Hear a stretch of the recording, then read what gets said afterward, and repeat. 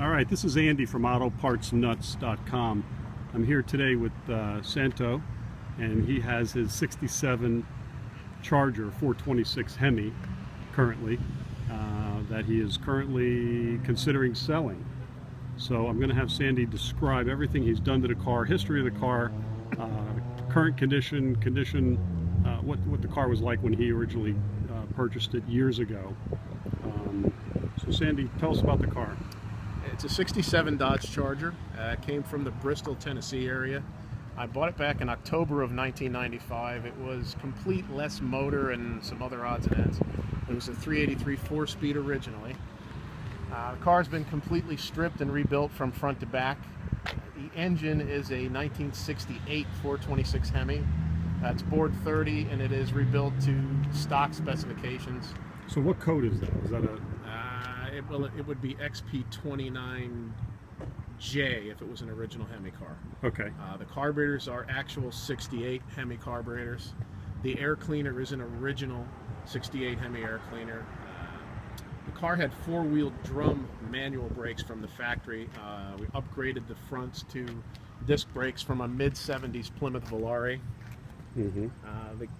This is the correct color for the car. It's medium blue metallic, I believe, and the interior is also the correct color, the white. It is a... Now, what did you do with the body on this? Like when you got it? It was the original color when I bought it, but obviously it had a little bit of rust at the bottom of the fenders and the quarter panels, but it was pretty solid. The floors were solid. There was no rust in the floors, and it was completely stripped. First, it was actually stripped chemically, and then blasted down to bare metal, and then all the body work and repairs were done, and then it was painted in this base coat, clear coat of the original color. Okay. And so the underside, the floors, because these had issues, you know, depending on the region where they were out of. We were lucky with this one because this had factory undercoating. And actually there's still some of it under there because it's very, very difficult to get off. The majority of it we were able to remove. So that's what saved this car from rust and salt and winter. And plus it was Tennessee, you said Tennessee? Right, it was from Bristol, Tennessee area. Yeah, so it was a warmer climate, less salt. Yep. So the interior you completely gutted? Yeah, the interior was completely redone. The instrument cluster has been completely rebuilt. All of the gauges work. That's the original shifter. It is a manual steering car. The only changes to the interior were an addition of an aftermarket tachometer. Right. But other than that, it's been completely rebuilt. All the wiring harnesses are new, other than the dash harness. So all the harnesses are new from front to rear. Correct. Just the dash harness. Just the dash harness is the original. But the the gauge cluster was rebuilt. Correct. Yeah, because it's interesting and it's very beautiful, and at night it's amazing. Yeah, it lights up green really, because the instruments in these didn't have conventional bulbs for lighting. They had what they called electroluminescent lighting, which is a power pack that's mounted behind the glove compartment that supplies AC voltage to the gauges. So at night it lights up green. Oh, that is cool. It's unusual. It's very cool. The bumpers are the original bumpers. They've been completely redone and re-chromed. The lens it's an original lens that I bought. It's not a repo, but it's in pretty decent shape. It's very nice. They're really hard to find. The emblem in the trunk is a repo. Now tell us about obviously the big draw with this car, besides the actual beauty of it and the condition, but the drivetrain. So tell us about what you did with that drivetrain. Tell me about, tell the people about the process of rebuilding the motor, and then I think the most spectacular thing is how you put the motor in. Sure, this was a 383 car from the factory. When they assembled the Hemi cars, they actually put the engine in from the bottom. And so you didn't take the hood off and drop it in like you would in your backyard. I did it this way because the car had already been painted at the time.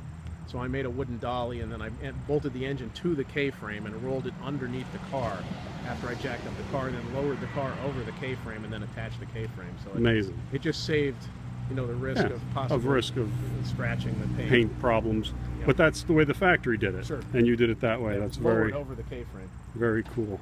So the tranny is the transmission is an 18-spline A833, which is the heavy-duty Chrysler 4-speed. And that's a close ratio, I take it? I don't believe so on the Chryslers, but okay.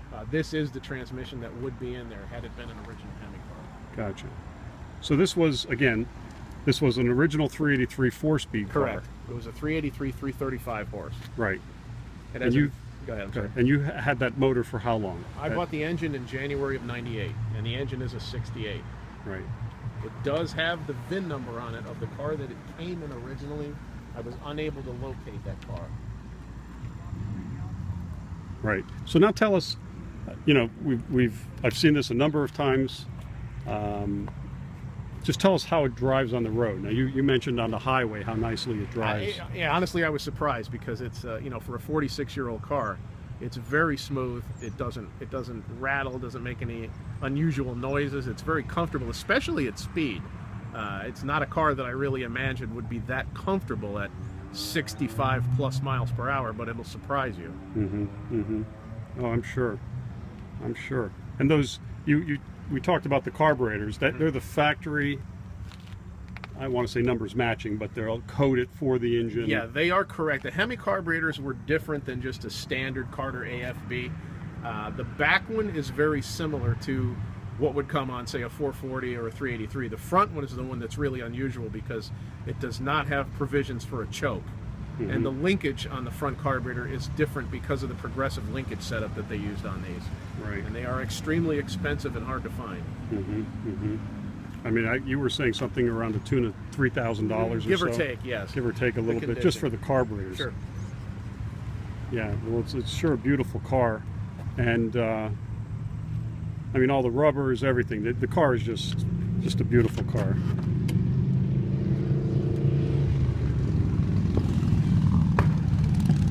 And we'll ship this worldwide. I'm going to help Sandy, and we're going to send this car wherever the purchaser wants this car to go. But you know, you don't see them like this any longer.